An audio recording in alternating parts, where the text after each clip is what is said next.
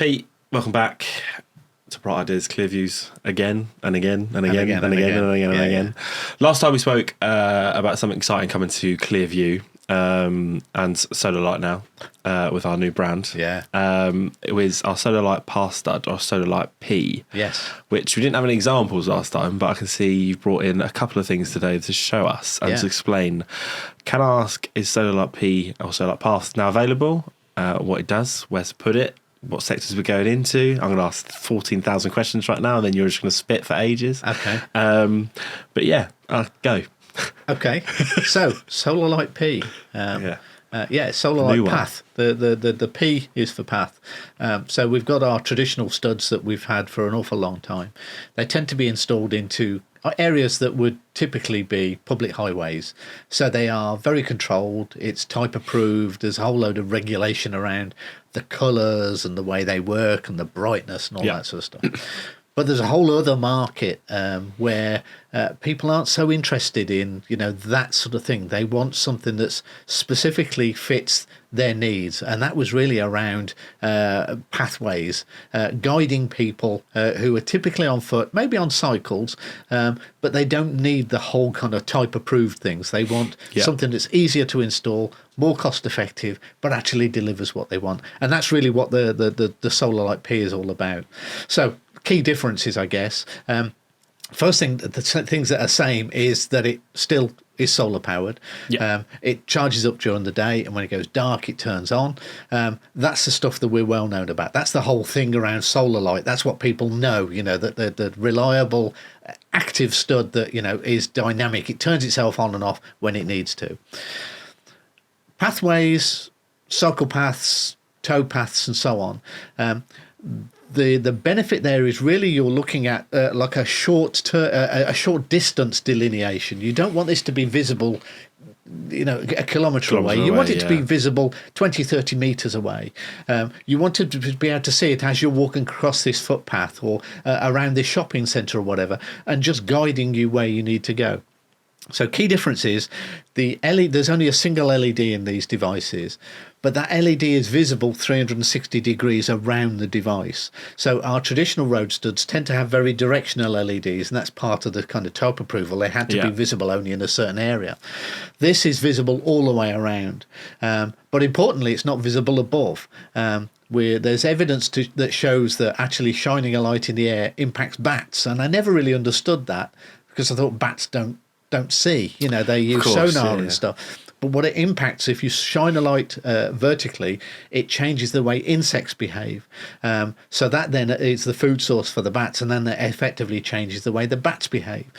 So it's really important that these devices don't impact on that, because we think that a big market for these is going to be things like country parks and footpaths and so on, where at night it might be in the countryside and you don't want to impact on the life, the wildlife around there. So it's visible 360 degrees around it. It turns on when it gets dark. Key thing is, in this example here, you can see it's actually quite a shallow device. So it's very easy to install. So it's only a few, what's that, 20, 30 millimeters at most. You drill a hole, push it in, and then it sits effectively flush with the surface. And then you can see the little top there actually emits light all the way. Oops. That's one for the blog reel. Who did that? It emits light all around it. And that's the thing. It's all about guiding people, whether they're on footpaths, whether they're in shopping centres, university campuses. It might be around stately homes, all of these sort of places that aren't on the highway, but where there's lots of people walking around and they need guiding. The other thing, so that's the light, but the other thing is they can be effectively any colour.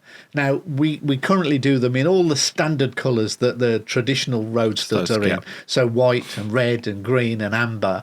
But you can have blue or yellow or orange or, whatever colour you want. Colour to your brand. Or exactly. So especially for hotels and things. So if this was, on the driveway into a hotel or around in a country park or something, you could actually use the colours of the brand because it's not regulated. So we can make any colour we want. Off the shelf, there's all those standard colours, but they can be any colour you want. Sometimes the benefit of that is actually, if you imagine a towpath, you might delineate that. You might have studs every 5 meters or something each side of the footpath to guide people along there. But then you might have a junction where there's another footpath that goes off. You might use different colour studs at that point. You might put amber studs there just to highlight the fact that it's different. Of course, I know in the past there was a towpath in Edinburgh where the towpath went along the side of the canal, but then there were areas where the headroom was quite restricted because of the bridge. So they put red studs there just to show people that, they needed to be aware of stuff. So, you can just think about how else could you use colours, to warn people or to mark something or to show where it starts or ends or where maybe there's a photo opportunity or something, So whereas in a public highway, these things are very controlled and you have to use specific colours in specific environments. We can do anything with these. So this brand new product for us, it's got all the same benefits of the traditional road stud, lights up at night, charges up during the day, clearly visible, but from 360 degrees. But we can provide them in any colours and they can provide this delineation to footpaths, cycle paths, wherever they are. And there's all the benefits of, carbon reduction. You don't need street lighting. You don't need all those things that you potentially might have to do if you wanted to improve the facilities for cyclists and pedestrians. You can put these in. They're solar powered, don't generate any carbon, and can have a huge impact, a huge beneficial impact on, reducing carbon and not impacting on wildlife in the area. Yeah, I suppose it's a lot more cost effective for, say, like things like hotels and things like this. If they're wanting to put sort of electrical lights and things like that, it's going to the electrical bill's going to go up. Obviously, that won't happen. And then sort of sustainability benefits, because obviously hotels are going to have to meet certain sort of green initiatives and sustainability.